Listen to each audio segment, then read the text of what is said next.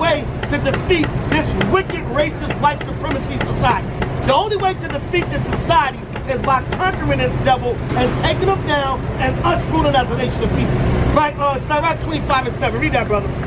Right, Ecclesiastes 25 and 7. Y'all better wake up. Yeah. Right, y'all better wake up because we living in the last days.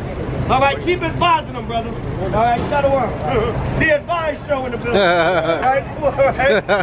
Hello, everyone. Today we're here with Priest Zabach, and I'm tell you how I found out about him. I saw a lot of his videos on YouTube where he was out there on the corners in New York talking about the Bible, and I said this was very interesting. Now I love when those brothers go talk about the Bible, and then you have the white folks just falling apart crying about what's said in the Bible. I just think that's very interesting, the reaction that they have to these brothers speaking the Bible.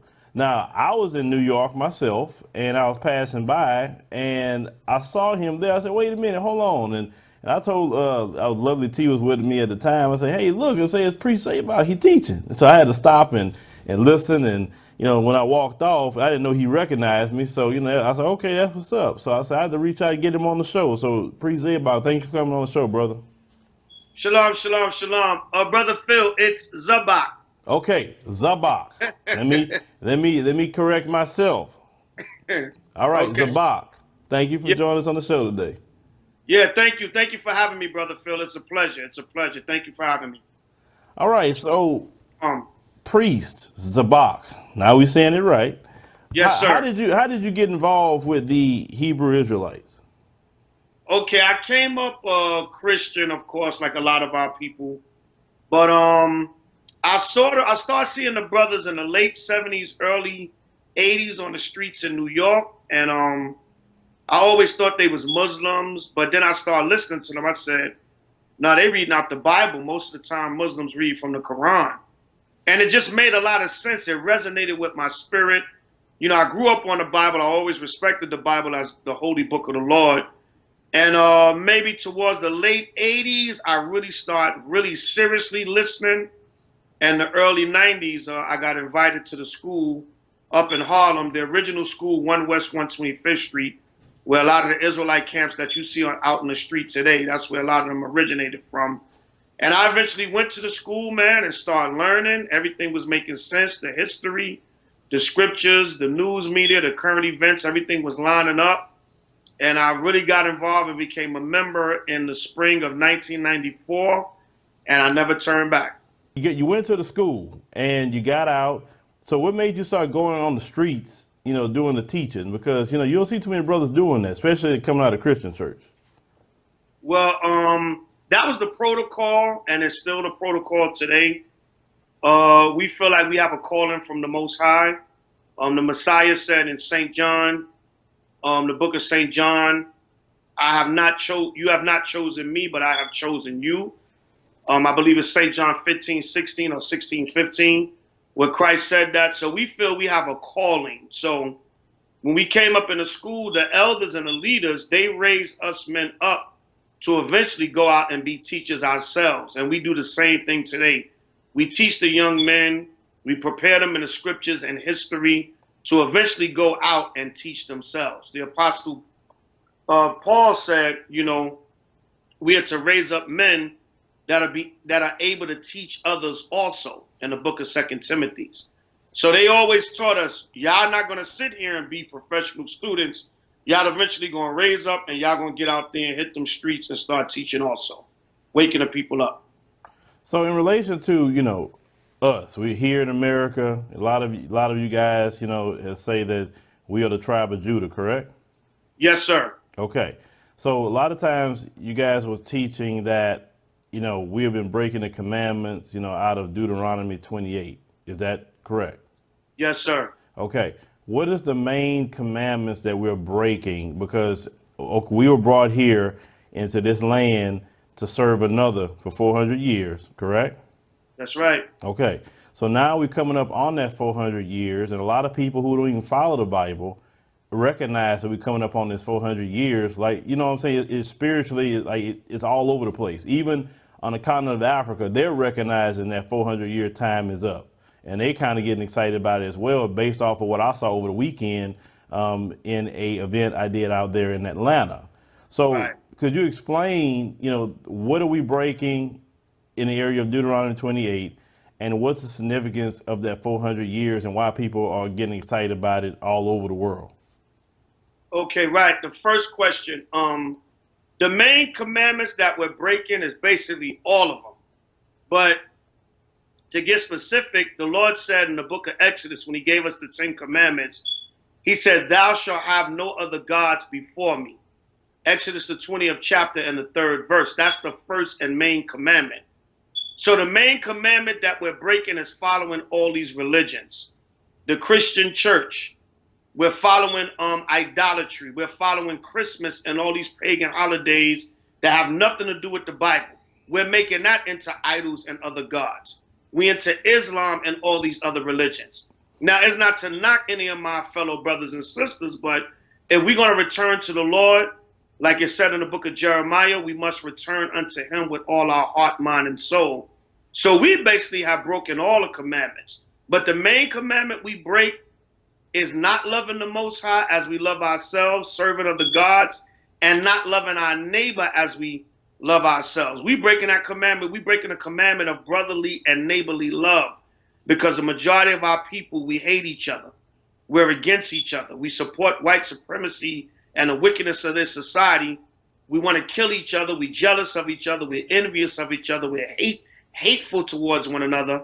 So the 2 commandments that Christ gave us, along with all the other 613 commandments, our people are breaking. But the main ones is not loving the Father with all our heart, mind, and soul, putting other religions and idols before the Heavenly Father, and not loving and caring for our fellow Israelite brothers and sisters as we love ourselves, pursuant to Mark chapter 12, verse 28 to 31, I believe. Okay, and the second thing I asked about the 400 year was coming up, and people, like I say, who don't even follow the Bible or even think about it, understand the significance of that. Could you explain that, why that's going on right now? Right. So according to prophecy in the book of the Exodus and also in the book of Acts, the Most High spoke about a 400-year period of captivity. Now, we believe we are approaching that time frame, but me and my particular congregation, we more so go with the prophecy where Christ said, no man knows the date or the hour. Now, most people are counting from 1619 to 2019. And they're saying the 400-year prophecy is up. We're going to be delivered. Like you said, that's a pretty big movement right now. Even people that are, quote unquote, non-religious or non-biblical are even acknowledging that, like you said, or other different groups or religions or whatever the case may be. But the way we teach it at HOI, House of Israel, we understand we're in that time. But the exact date and hour, the Messiah told us no man knows. So the Lord told us in the book of Hosea, after 2 days, he will revive us, meaning a 2,000-year period. In the 3rd day, he will raise us up and we will live in his sight. So we don't necessarily believe that the Messiah is going to exactly come in 2019 in the so-called 400-year period, because you have to understand slavery and slave ships were coming here from the 1500s. So now what time period are you really counting? After 1619, more slave ships were still coming here. So, we believe that we're in that time, but to pinpoint it to exactly the year 2019, that really goes against what the Messiah said. But we do know the time is near, and, whenever the Lord is going to bring the judgment and the prophecy, that's when he's going to bring it. Just on another note, Salakia, not to make the answer too long, but there was also a prophecy by the Messiah in the book of Luke where he said the days would come where men would desire to see one of the days of the Son of Man and not see it. So the desire is there. It's just like the Y2K, 1999, the year 2000, the year 2012. They thought it was going to be the end of the world, and they thought the prophecy was going to come then. But we're living on a time of the Most High, so he's going to allow it to happen when it happens. Right. Well, with the 400-year, coming up, that's what they're talking about. It's not so much about Christ's return that they're talking about. They're talking about the release of the bondage, of us in here, and also us throughout the diaspora, because yes, a lot of us may not be in physical chains, but a lot of us are in mental chains, spiritual chains of Right. bondage. And at least from what I'm seeing globally, people are really waking up to that now. They're really throwing off white supremacy more than I'm shocked about. I just saw a video the other day out of South Africa where them brothers was taking all them white dolls and saying, what the hell you doing selling this to our children for? I mean, before you would never see that, because they thought that the white man is Jesus in a lot of instances. So we are waking up, and that's kind of what I was alluding to, this waking up process that's happening globally. Oh yeah, well that's happening. From when the time that our elders came out in the 70s and the 80s and really start bringing the word out. But yes, there's definitely a massive global awakening right now, and I would say even before the 400 years. But looking at it that way, yes, we are definitely coming into a time of a great awakening, and the scriptures tell us so much the more as we see the day approaching. We got to come together, and it tells us in Romans, the 13th chapter and 11th verse, that knowing the time, that now it is high time to awake out of sleep. So we're definitely in a time of a great awakening. All right. So when you're looking at it from that angle with the 400 years, yes, we are in a time of great awakening. But many actually believe, especially from different Israelite groups, that it's going to be the return of the Messiah. But as far as a great awakening, that's going to continue to happen from this time on. Now, a lot of times you speak about the judgment upon the white supremacist system, and this is a global system. It's just not America. And when you talk about this, a lot of people that pass by and hear you and many people that follow you, they get very angry and upset, what you're saying. Now, why is it you feel they get so angry and upset when you actually are showing them the atrocities that their ancestors have done to our ancestors? Why do they fear this coming judgment? Because the thing is, our people, from the time of slavery, especially our people, we the main ones that fear and get upset. Everybody give us backlash when we get on the so-called white man, but it's mainly our people. So I'll start the answer off centered around our people. Our people get so afraid, upset, bent out of shape because it's conditioning. It's massive mental slavery. The Bible tells us in Proverbs that he that justifieth the wicked and he that condemneth the just, even they both are an abomination to the Lord. Proverbs 17:15. So a lot of our people have been so destroyed and conditioned by slavery, with white Jesus being implemented in their mind, and the white supremacist has destroyed. All right, like it tells us in the book of Daniel, they would destroy the holy and the mighty people. They have destroyed us so bad, so we see no other savior but the so-called white man. Just like the time of Christ, when you read in the book of Matthew, they said, crucify Christ. This was our people back then, so-called black Jews, black Hebrew Israelites during the time of Christ. Christ was a Jew himself, of course, from the tribe of Judah. But what did they say to the Romans? The wicked Pharisees and sellout Israelites, just like the wicked sellouts of our people now. They said, we have no king but Caesar. Slave mentality. They look at the white man as God. They look at him as the one that give them they money, they job, allow them to do whatever. If it wasn't for the white man, you wouldn't be standing here, and that kind of mentality. So they look at them as their gods and their white zaddies. So they get angry, man. They're a bunch of sellouts. So do you think that, so-called black people, or as you would say, the tribe of Judah, when do you feel that they're going to overcome? Because, we can hear about the curses that's talked about in Deuteronomy 28, but when are we going to step into our rightful position? Because I believe that we have survived when even Patrick Moynihan has stated in the Negro Family Report that we should have been wiped out. Slavery should have wiped us out. And yet we still survived. We had Jim Crow. We had convict leasing program. We've had syphilis experiments. We've had our children fed to alligators. We've had the AIDS epidemic, that these people created, in the lab. We had crack cocaine the CIA put in our community. We still survived that. So I know truly, if nobody knows anything else, that we are truly the people of the Lord, correct? Yes, sir. So when Yeah. are we going to finally come out on top and return to our rightful place as the children of the Lord? Well, like we were speaking about earlier, we are in that great awakening, and it's happening rapidly now. So we're actually in the process of that time right now. But the Lord said in the book of Hosea, I believe the 5th chapter and the 15th verse, that in our affliction we will seek the Lord early. The great awakening, us taking back our rightful nationality and position as a people, that's mainly going to come when a lot more hell comes down on this system. The Lord said in the book of Hosea 1, 10, and 11, in a place where it was said, we are not his people, there it shall be said, we are the sons of the living God. But we have to be taken away from all these distractions. There's too many distractions out here.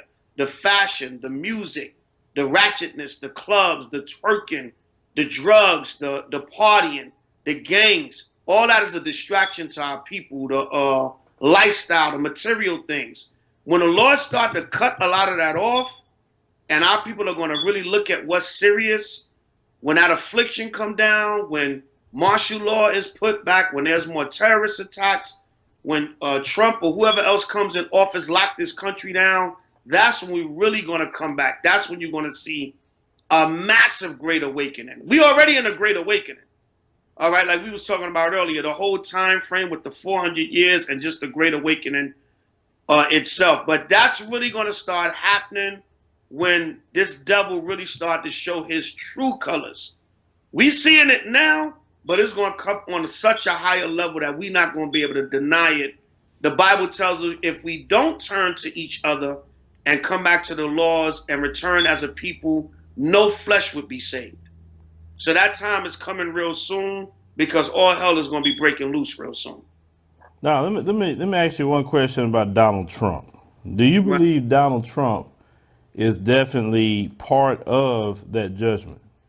Yes, I definitely, if he's not part of it, he's definitely a strong beginning of it. Because if you notice, the white supremacists have gotten very bold since Trump been in office.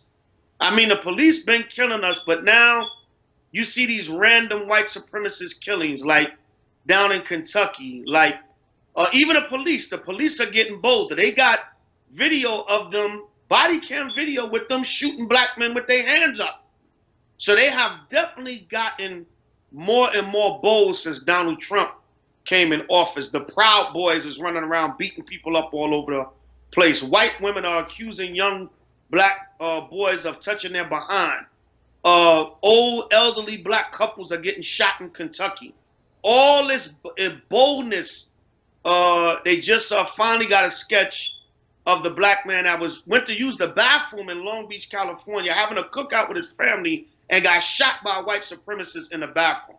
So Donald Trump is a major part. That's why when Trump was running, I was out on the streets of New York teaching, yeah, I'm voting for Donald Trump. I want Trump to win. And black people was like, why you say that? We don't want Trump in. I said, because Trump is going to show y'all what white people really think, what white people really believe. Ezekiel 35:5.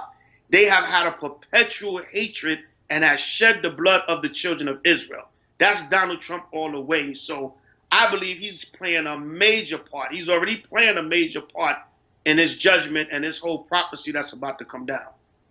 And he's also breaking up, if you pay attention to global politics, he's also breaking up their white supremacist stronghold at the same time. Because if you listen to how Donald Trump has this America First agenda, and he's going after NATO, and there, I think the president of France is saying we need a European, army force instead of dealing with NATO. He said that America, China, and Russia is what we need to be worried about, and they've never stated that before. Till Donald Trump came in, he go after all the world leaders. He don't care. So, do you think that's part of it too? Because global white supremacy, has always been together, and this man has caused calamity even in that. Yes, that's also a major part of it. Also, the scriptures tell you in the book of Daniel, the 2nd chapter, that their kingdom would be partly strong and partly broken. So on the one hand, while he's really strengthening the the white trash basically here. You got some more uppity whites, but a lot of these white people that are frustrated and angry, and they think Negroes and Mexicans and immigrants got more opportunity than them, and, you know, build the wall. He's really frustrating a lot of them. And like you said, at the same time, at the top, he's causing division. So like the prophet Daniel prophesied that that would be a part of it also. Their kingdom will be partly strong and partly broken, meaning they are acting like they're strengthening and they're getting bolder in white supremacy. But Donald Trump is also causing a lot of divisiveness. You know, what was that? Both of them funerals of those elected officials he was not invited to. You know, you got a lot of white people that hate Donald Trump in his own country, you know, because they feel like he's too outspoken. Yeah, we racist, but we want to hide it. You know, Trump is just too bold with it. So at the same time, he's causing division, and he's also, like you said, he's breaking bands with white supremacists, and he's causing division also on other levels. So it's all going right along with prophecy. Right. So you think that if he serves one term, or you feel he'll get a second term? Well, I know recently, what was that they recently declared martial law? There was some tension, I believe, between Russia and the Ukraine. Right. And they declared martial law over there. And a lot of, you know, people that look at prophecy and even some conspiracy theorists, they're thinking that Trump is going to try to start a war within the next 2 years so he can suspend the election and stay in office. Some believe that Trump is the last president. He's only going to get one term and he's going to end the world. I don't believe that. But if I had to make an honest assessment, I believe he's going to get a second term. Honestly, I really believe, even with all the hatred and the you know, they're calling for his impeachment, you know, and all the scandal that's going on, you know, he's still not going anywhere. But I believe he's going to get a second term. Whether he starts a war or not to stay in office, that remains to be seen. But it'll shock me if he doesn't get a second term, because he's definitely a hardliner. And the Most High said in Revelation 12 that he's going to cause Satan to come down with great wrath because he have a short time. And Donald Trump is definitely fulfilling that because he's a hardliner. So, you know, we just got to see how it play out. But I believe, you know, in my most honest opinion, that he's probably going to get a second term. Right. And you know, and related to that, you know, we have a lot of black folks out there, you know, shucking and jiving and really just man, like, man, I realized we had that many sellouts in our community. They just really putting it out there now. And I'm reminded, though, of, you know, a scripture that I've read in Revelation 18 that teach to come out from among them lest these plagues fall upon you, right? And our people, you know, black folk, they don't realize what's coming down the pipe. And they're so tied to the hip with white supremacy. And, you know, just my opinion, you know, I believe a third of us won't make it. I just believe that. We too much in love with white supremacy. But do you believe that a lot of us just not gonna make it in the area because those plagues are coming? They coming. Yeah, they coming. Well, I'll do you one better. The Bible says in Zechariah 13:7-9 that 2/3 is not gonna make it. All right, 2/3 of our people are not gonna make it. For every 3 Israelites you see, 2 of them not gonna make it because they just so destroyed. The prophet Isaiah said in the book of Isaiah, the 60th chapter, that the world would be in darkness, but gross darkness to people. Gross darkness to people, meaning the Israelites. Our people are in gross darkness. They got, like you said, what was that rally they had maybe last month where all these Negroes went up there with Donald Trump's son or son-in-law? Oh, you talking about that Turning Point USA Young Black Leadership Conference with Candace Owens and Charlie Kirk? Yeah, that Turning Point USA with all them Negroes with Make America Great hats on and all that nonsense. So we're coming, that's another sign that we're coming into the end, because a lot of our people are taking desperate measures. You just lining right up with a white supremacist like Kanye West. But then Kanye West want to turn around in Africa and say that he know we the Israelites. He's from the tribe of Judah. You know, so he don't know which way he want to go. But a lot of our people, they're losing it. They want to try to make it and assimilate so bad with America that they're willing to even side with a straight up known racist, a man that wants to kill you, a man that told you during his campaign, come on, black people, what do you have to lose? You don't have nothing to lose. Just vote for me. I'm going to help you, which was a racist statement in itself. But the time that we're coming in is some serious times. And if you're going to coon, and if you're not going to be with the Most High, you're going to be with this society. The Lord said, be hot or cold in the book of Revelation, the 3rd chapter. You got to be hot or cold. Choose your side. If you lukewarm, the Lord going to spit you out of his mouth. But you're going to choose a side in these last days. And the ones that are choosing the side of white supremacy, turning point America, they're going to be put to death. Look at a guy from CNN that they just fired. What is his name? Mark Lamont Hill. Yeah, Mark Lamont Hill. They just fired him. He thought he as my brother Tariq would say, he thought he was getting some butter biscuits, and they got rid of him. Fox did the same thing to Stacey Dash. So a lot of them that think they're going to be with the white supremacists, they're going to turn on them, and then the Lord going to reject them, and they all going to be destroyed. 2/3 of them, pursuant to the book of Zechariah 13, the prophecy that the prophet Zechariah put out. Yeah, and you talk about Kanye. He went to Uganda, and he said he had. Now I'm gonna tell you just from my experience. I went to Ethiopia, and the moment I got off the plane, I literally felt like spiritually like I was at home, and I had so much peace that I don't feel in this land. I mean, 'cause this land, there's a lot of tension. You feel a hate in the air here. I mean, Right. It's like leave and just go and just come right back. Maybe you have done that, but leave and come back. You will see exactly what I'm talking about. I mean, this land will make you just go crazy. So, do you think that maybe Kanye had an epiphany going to Africa? Well, you know, we don't believe that we're Africans, and we don't believe that Africa is the motherland. We believe the land of Israel, Jerusalem, is the motherland. But anywhere you go outside of America, you're going to feel a different spirit, because this country, like you said, is so much tension here, is so much racism, is so much hatred. So I've heard people bear witness to that have gone to many different parts of the world, you know, and said, listen, when I came to Europe, I felt a different spirit.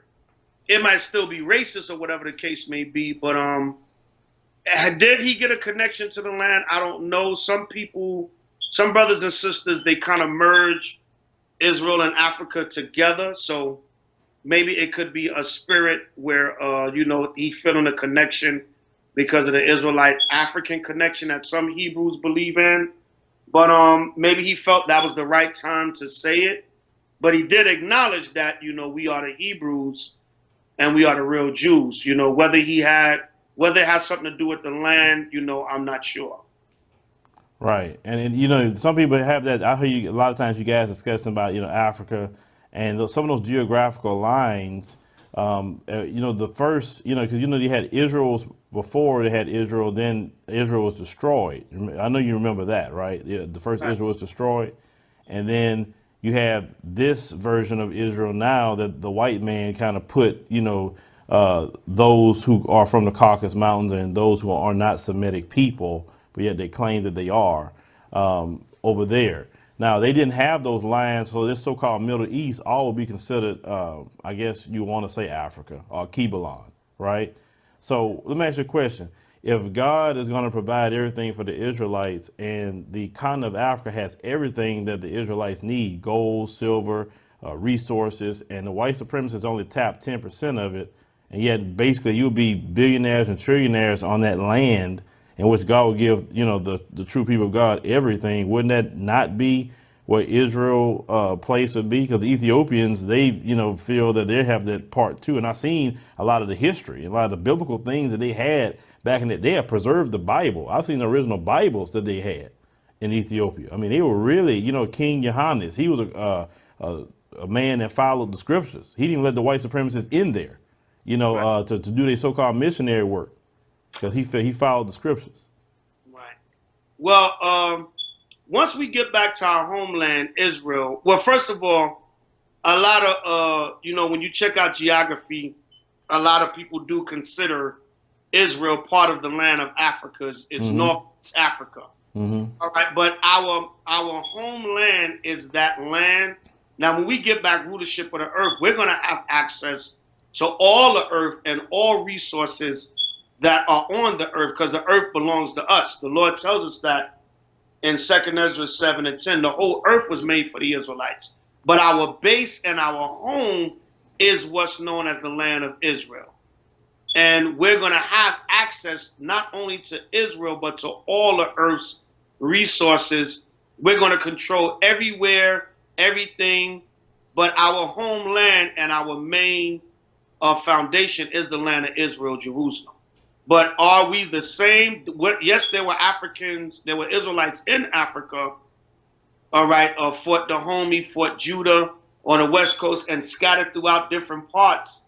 A lot of famous people in Africa were actually Israelites, like the Ashanti tribes and different people like that, that was scattered over there. A lot of the people that were left over in Liberia, all right, Charles Taylor, I believe, the ex-president of Liberia, a lot of them were Israelites. So we do acknowledge that. A lot of the seed and the descendants of our people are still in the land of Africa, but you got what's called the Hamitic people, and then you got the Shemitic people, which were the Israelites, the Hebrews, and the Hamitics came out of what's known as Africans, or actually Hamite tribes, the sons of Canaan, the sons of Put, Libya, and Mizraim, which were actual or Africans, but they're actually Hamites. So once we know the difference between us as a nation, whether we're in Africa or scattered in different parts of the world, it has to be the seed of the children of Israel. But we will have resources to all of earth's wealth once we come back in power as a people. Now, you're speaking about the different people on the continent. And now, when Christ worked, he said he also bring the Gentiles in, right? So those who are the people you're describing that's on the continent, would they be considered part of the Gentiles that he could bring into the kingdom to follow the commandments, if they're willing to do so? There's two types of Gentiles in the scriptures. You have the natural Gentiles, which is the white man, Hamite Africans, Arabs, Chinese, Japanese, so on and so forth. Then you have the Gentiles. You had Israelites that was considered Gentiles because we were scattered. Like the Apostle Paul said in 1 Corinthians 12, 1 and 2, you were Gentiles carried away unto these dumb idols. He was talking to Israelites, but he was calling them Gentiles because we was following other customs. So now what's going to happen at Christ's return? The Gentiles, the Israelites that are scattered amongst all the nations, including Africa, are going to be gathered back as the chosen people to rule. The natural Gentiles, which are not the blood line and the seed line of Israel, they're going to be made to be our servants. Because when you check out our history, we were slaves. The 12 tribes of Israel, we were slaves all over the planet, and we were slaves to every nation. So when the Messiah returns, everybody's going to bow down and be servants to the Israelites. Yes, they're going to keep the commandments. And the Lord tells us in the book of Isaiah that his house is going to be a house of prayer for all nations. So all nations are going to bow down and serve our God. But the Israelites, we are going to be the superior ruling nation over all nations. He's going to bring the Israelite Gentiles back to their true culture to be the rulers and leaders. And the natural Gentiles are going to be brought under us to serve our God and be subject to us.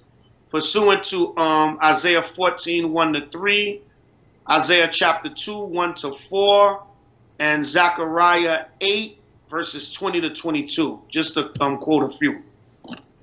All right, so Priest Zabach, can you tell people how to get to your YouTube channel and any of social media so they can check out some of y'all teaching you do on the street? Okay, yes, sir. You can contact our you can watch us on our main channel on youtube.com Awaken Israel. youtube.com Awaken space Israel. You can contact me also on Facebook at Zabach Kanai, Z as in zebra, A as in apple, B as in boy, A as in apple, C as in cat, H as in hat. Kanai, K-A-N-I, K as in kick, A as in apple, N as in Nancy, I as in instinct. Zabach Kanai on Facebook, also Zabach Kanai on Instagram. And you can email me at zabach1221@yahoo.com. Z as in zebra, A as in apple, B as in boy, A as in apple, C as in cat, H as in hat, 1221@yahoo.com. Those are some of our main outlets that you can see us on. But that's our main YouTube channel on YouTube, Awaken Israel. If you follow that channel, you'll get a link to all of our other channels on YouTube. All right, guys. So we'll put everything in the pinned comment that we can go down there, click the links, and follow, listen to some of the teachings that they are presenting. If you would like to talk with them further, you can also do it on Facebook and various places. I'm pretty sure they would like to respond to you. So, Priest Zabach, thank you for joining us on the show today, brother. It was good talking to you. Thank you so much. Thank you so much, Brother Phil. Also, if you would like to support the House of Israel, you can support us at GoFundMe.com, House of Israel. That helps with our traveling, our ministry, our books, our schools, and different things that we're building for the nation to further edify you in His truth. Your support is greatly needed and appreciated. So once again, you can support the House of Israel at GoFundMe.com, House of Israel. All right. All right, ladies and gentlemen, like I say, you'll see everything that's in the pinned comment. And, thank you, brother, for joining us, and, safe travels. All right. Thank you so much, Brother Phil. Peace and blessings, and thanks for having me. Shalom and happy Hanukkah.